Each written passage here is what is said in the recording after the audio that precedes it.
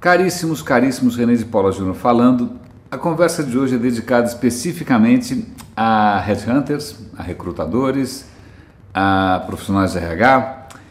E a conversa aqui é justamente sobre conversa. Eu quero levantar uma questão em nome de uma geração inteira. Não estou só advogando aqui em causa própria, não só porque eu sou um cara que fala muito, etc., mas é em nome de uma geração inteira.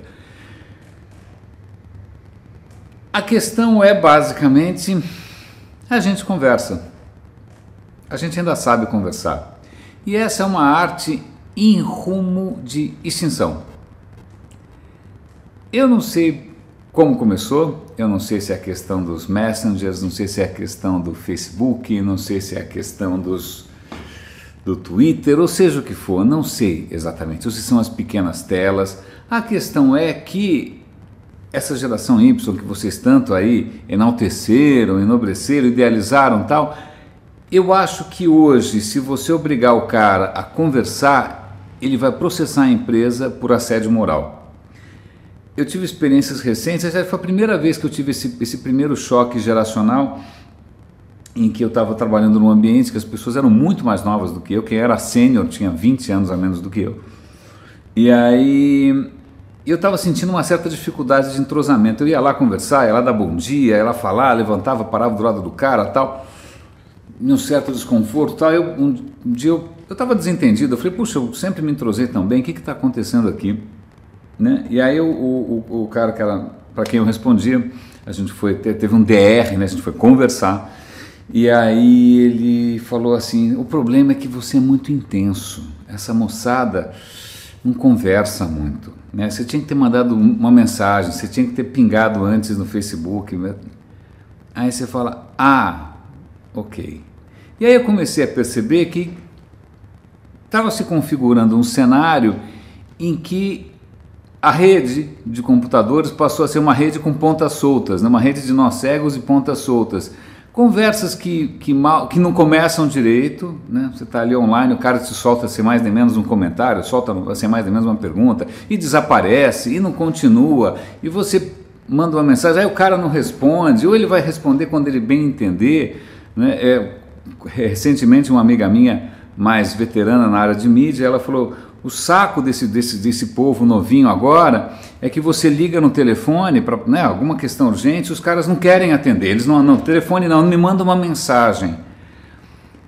Por quê? Será que é porque uma conversa ao vivo ela é muito desafiadora, ela é muito imprevisível, você não tem a sensação de controle, ou porque você talvez, que sempre foi minha grande suspeita, que essa geração estivesse perdendo a capacidade de empatia, de interpretar a emoção alheia, né? Então é muito difícil fazer isso em tempo real, a pessoa passa a ser quase um autista.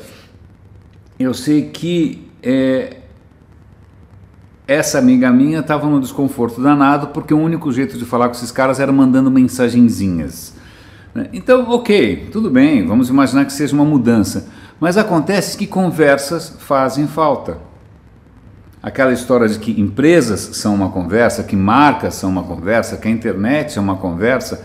Como é que você faz isso acontecer com pessoas que não sabem conversar, ou que perderam a completa capacidade de contar uma história com começo, meio e fim, né? Ou que não sabem mais entreter uma audiência, né? Então, só para vocês que decidem, né?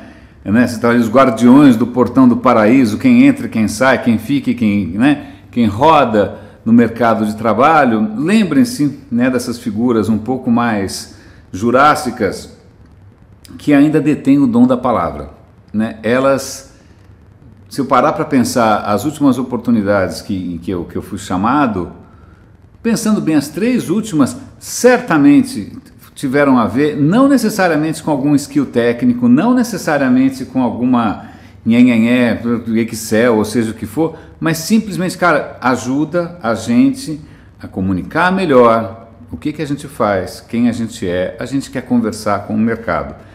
Então, para vocês que estão acostumadas a avaliar diplomas, acostumadas a avaliar skills, e seja o que for, lembrem-se de que conversas são importantes. Aliás, uma breve anedota, alguns anos atrás eu passei por um processo de seleção no Google e eu não sou exatamente, eu imagino, o cara que o Google está acostumado a contratar, porque o cara vai querer saber a sua nota média na sua melhor faculdade, blá blá blá. Eu falo, cara, eu fiz rádio e televisão na época, eu nem sei qual foi a minha nota média, mas de qualquer maneira, a conversa final me ligou, né, alguém do RH, e foi uma conversa, deliciosa, nadei de braçada, foi super legal tal, mas acabou não rolando. E aí, depois alguns amigos, eu perguntei para alguns amigos, o que aconteceu? Eu achei que tivesse ido bem. Ela falou que você conduziu a conversa.